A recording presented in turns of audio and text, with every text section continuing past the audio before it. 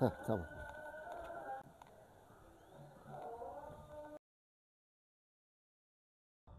Daha yeni ekmeği Aleyküm. Abi, Emanet ettiği nakdi yardımları, hayırları sizlere ulaştırmaya çalışıyoruz. Böyle size takdim edeyim.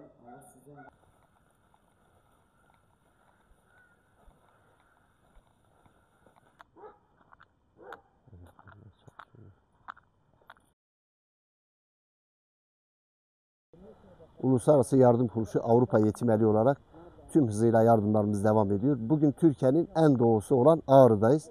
Malum Ağrı'da hakikaten şartlar çok zor. Kış ayları eksi 20 ve 30 dereceye kadar çıkabiliyor. Burada hayır sahiplerinin bize verdikleri emanetleri nakdi yardım olarak burada ihtiyaç sahiplerine dağıtıyoruz. Rabbim bir kez daha hayır sahiplerinden razı olsun.